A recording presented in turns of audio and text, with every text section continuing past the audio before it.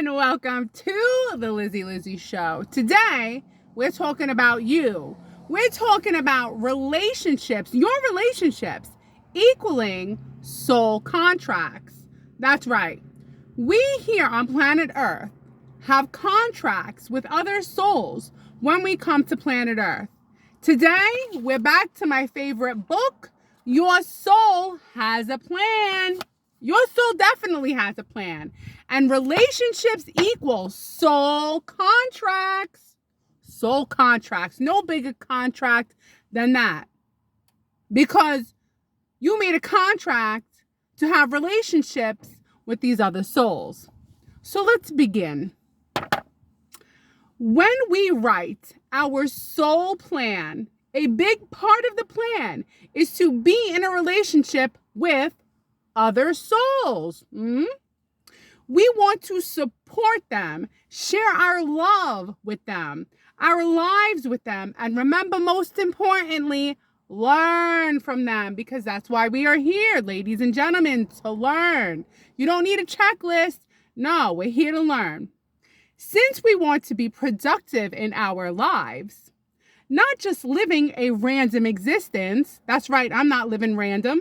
We write our plans to specifically include soul contracts with others interested in accomplishing similar tasks, or those who volunteer to help us learn and complete karmic patterns.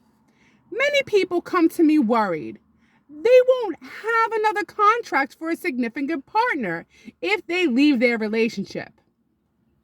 Some people believe we have one soulmate. Let me repeat that, ladies and gentlemen. Some people believe we have but one soulmate. That's what people believe. They believe they have one soulmate. They believe they have a twin flame, and they are worried they haven't found the one yet. Well, the record keepers, the people who are keeping record, the record keepers, say that most of us, you, me, you, most of us, all of us,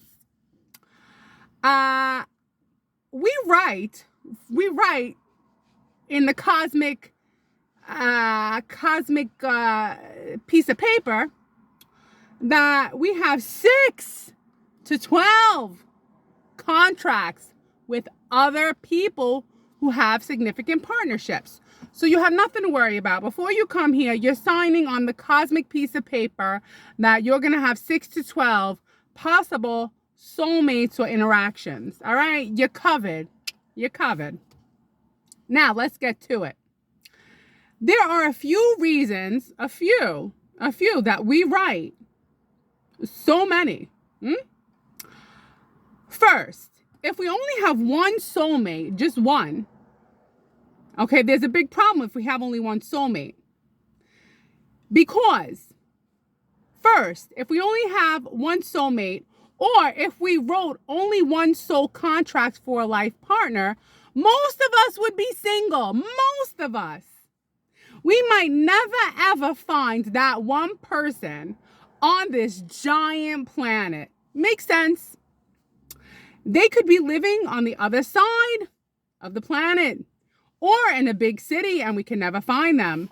But we might never cross their path. So, ladies and gentlemen, before you come here, you're making 6 to 12 contracts with a bunch of souls. So eventually you'll find at least one, maybe 3, depending on where you live. Sometimes we meet a person with whom we have a contract. So sometimes we do meet the person we have a contract with. A lot of times we meet people we don't have contracts with. Isn't that a pain? You're out there, you're making a contract with 6 to 12 souls, and then you don't even meet them. How frustrating. I'm making myself laugh. How inconvenient, right? But they are already happily married. Ooh, let me read that again. Sometimes we meet a person with whom we have a contract. Oh, I get it now. Okay, hold on. So we'll meet the person that, but they're already married. So we do have a contract with them. So let's say Joe Smith, you made a contract with him, or Vanessa Williams, you made a contract with her, but he or her, they're already married. So you made a soul contract with them. Well, sorry to bust your bubble, they're already married. So now what's going to happen? What's going to happen? Well, I'm disappointed. That is why we must have other soul contracts. Okay, back to that. So we're repetitively answering the question of why we have multiple contracts, because the people we're making contracts with are marrying other people. Bada bing, bada boom. I've done thousands of readings. This woman, Lisa, who wrote the book, I've done thousands of readings for people who come to me with relationship questions, right? I mean, isn't that what we all want? We all want answers about our relationships. So they're coming to Lisa Barnett, with questions. For example, this is one of her questions. They might feel they have grown apart after 20 or 30 years of marriage. So after 20 or 30 years, they feel like they have grown apart. The client wants to know if their contract is completed. Wow, so these are some deep people. They're going to see Lisa, and they're with their husband and wife of 20 or 30 years. And they're like, so, Lisa, have we completed our contract? Is our karmic debt paid? Can we just be done? Do we have another soul we can make a contract with? I don't think it works like that, but I'll keep reading. Let's see what her response is. Okay, so 20, 30 years, they feel like their contract is completed. And they want to know if there's any more karma to get discovered. Uh-oh, here comes the record keepers. The record keepers sometimes say that the contract is incomplete. I'm confused. Does she have like a direct line to the record keepers in the Ashawanga? No, not the Ashawanga. Wait, I'm sorry. The Akashic Records. See, I'm getting Akashic Records mixed up with Ashawanga, which is something that you need a shaman to do to see multiple dimensions. DMT. I'm sorry, I get my words confused. So sorry. Let's remember the Akashic Records, not Ashawanga. All right, so here you go. So they're going to Lisa. They're like, hey, it's been 20, 30 years. Are we done? They're like, no, you're not done. All right, well, that's disappointing, because they thought their karma was done. They might offer suggestions on how to complete it or work towards healing it. Oh, the record keepers sometimes say that the contract is incomplete. So the record keepers, they're suggesting, I guess, how to, complete the contract, I guess. Many of her clients are, get this, her clients are light workers, healers, and soul guides. Wow. I wouldn't mind working with a bunch of healers, light workers, and guides who are on earth to help us awaken. Isn't that nice? I like to be awakened. I do. Spiritually. Not by the alarm at 4:20 in the morning, but I'll take some spiritual awakening by the light worker, the soul guides. It's important to release old energies. That's right. When you release old energies, you feel better. Old energies that hold us back. Sometimes divorce or separation might be the best choice. The record keepers will often say the person still has 1, 2, or 3 soul contracts for significant love partners left. Wow, can you imagine that? So the record keepers are saying you still have 2 to 3 contracts left? Wow. All right.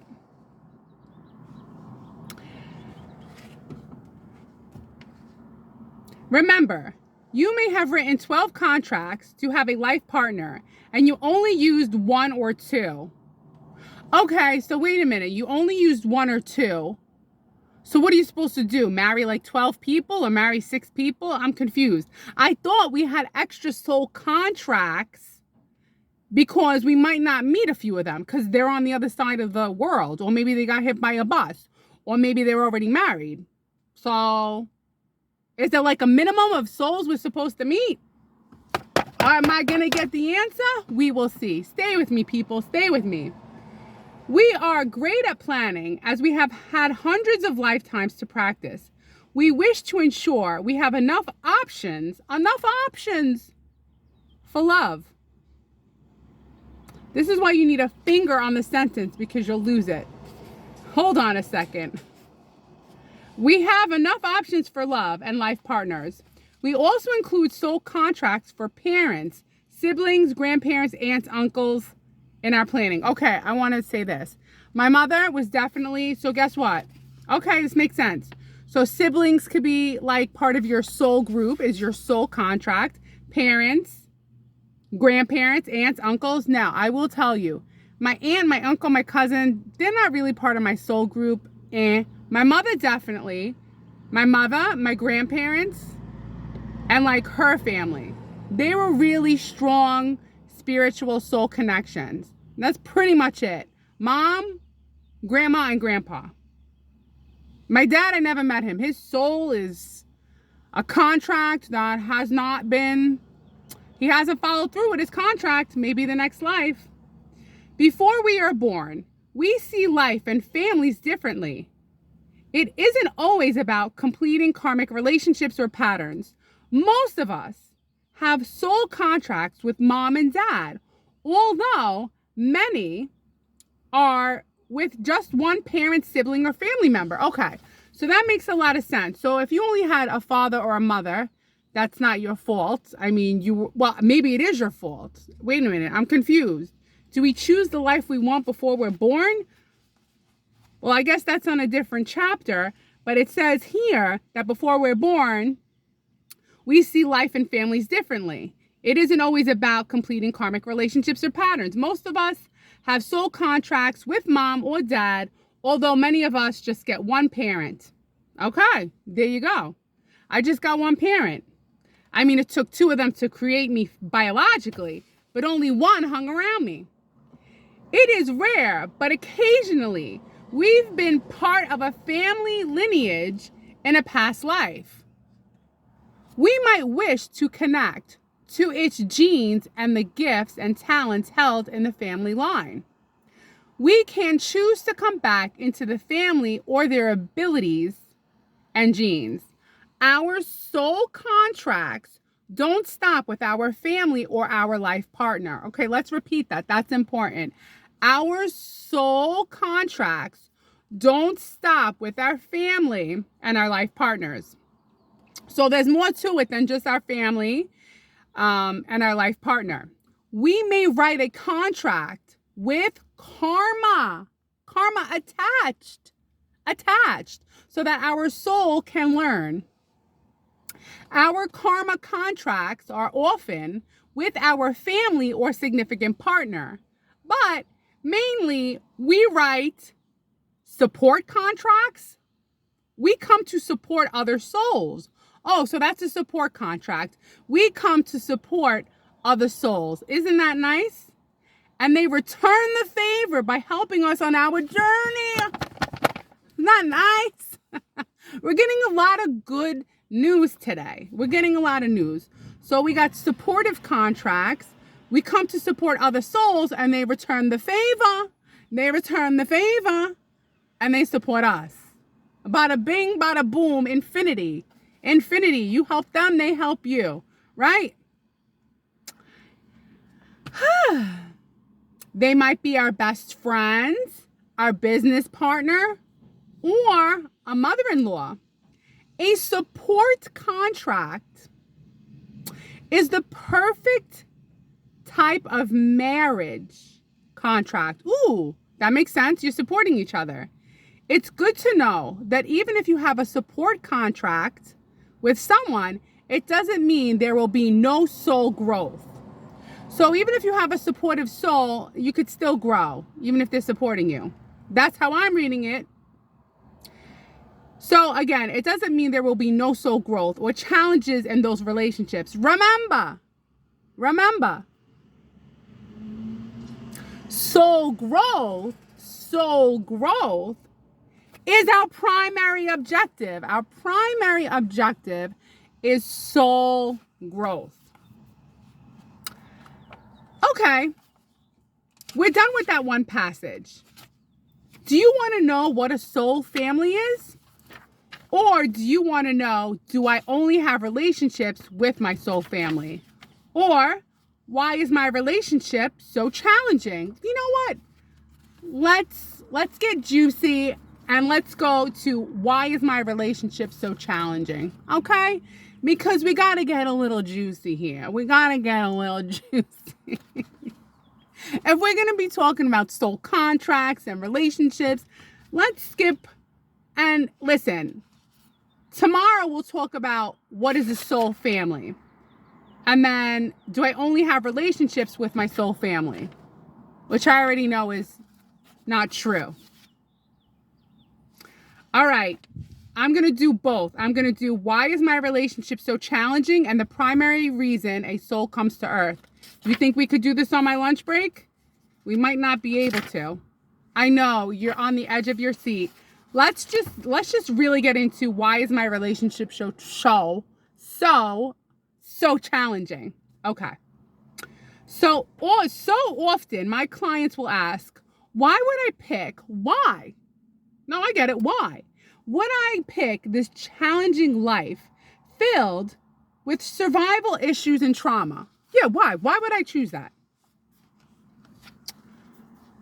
When we experience challenges that come mental, emotional, and physical trauma, they are part, this is her answer, of the growth our souls desire.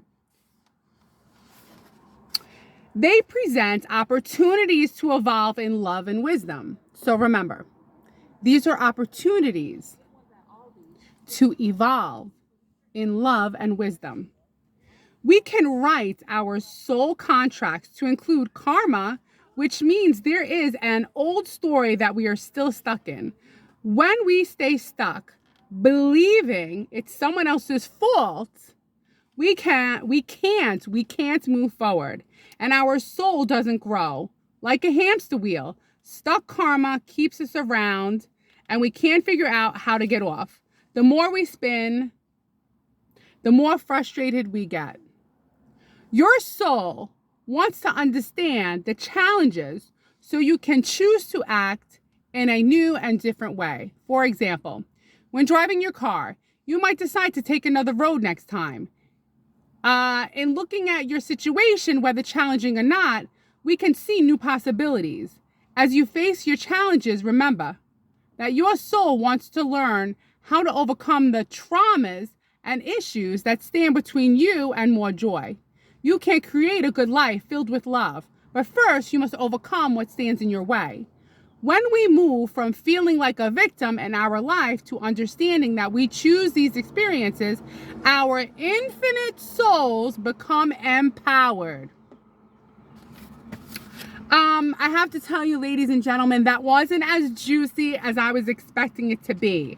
Why are my relationships so challenging? I thought it was going to be better than that. To be honest, I was waiting for something better, but it's okay. It's okay. You know what? Because I'm so disappointed in that, we're going to talk about the primary reasons the soul comes to earth. Okay? What's the primary reason? Please remember that the primary reason a soul comes to earth is to learn and grow. Okay, back to that. So when you wake up in the morning, you're tired, you're exhausted. Remember, you're here to learn and grow. That's it. Learn and grow. Do I keep going? And that our tiny bodies do not represent the vast souls we are in truth. Okay? Your soul also comes to this beautiful planet to experience and enjoy all that life has to offer. The Akashic Records. We're back to the Akashic Record Keepers. Remember, this is all about the Akashic Records. The Akashic Record Keepers often remind us that we are here to be, here it is, ladies and gentlemen, of service. We are here to be of service. Yeah, not to be served, to serve others. It is another one of our reasons for this experience. The record keepers are here to provide information about our soul's plan and our greater truth. The expansive view and information from the records that assist us in moving out of the emotional pain and chaos that this dimension often causes. That's right, this dimension definitely causes chaos, pain, all of it. The mantra below, there's a mantra below will remind you of your soul's truth. All right, this is it, ladies and gentlemen. Take a moment. Oh, this is what we wanted to get to. Take a moment and put your hand over your heart. Close your eyes and take a deep breath as you say to yourself, take a deep breath and say to yourself, I am an infinite soul having this human experience. I grow and awaken with ease and grace. All is in perfect divine right order. Repeat at least 3 times in a row. Okay. I am an infinite soul having this human experience. I grow and awaken with ease and grace. All is in the perfect divine right order. I am an infinite soul having this human experience. I grow and awaken with ease and grace. All is in the perfect divine right now. Repeat 3 times, we did, in a row or continuously as a mantra. If you are under stress, it may be beneficial to repeat often to remember who you are as an infinite soul. Okay, so that's how we're going to leave this video off. I'm going to say it 3 more times, and then I'm going to see you tomorrow. Tell me if it helped you, okay? But if we do it together, we'll see if it helped all of us, the both of us, the souls. Here we go. I am an infinite soul having this human experience. I grow and awaken with ease and grace. All is perfect, divine right order. One more time. I am an infinite soul, having this human experience. I grow and awaken with ease and grace. All is in perfect divine right now. All is within perfect divine right now. Ladies and gentlemen, I hope you enjoyed my little episode today. On my lunch break, I'm here for you. I wake up, I go to work, and then I say, I can't wait to share with my friends. Perhaps we made a soul contract with each other in a huge group, and here we are in the technological age. It's a possibility. I feel invigorated. I feel great, and I hope you do too. I will see you tomorrow. And remember, we are here to learn and grow. I will see you tomorrow. Bye-bye, good friends.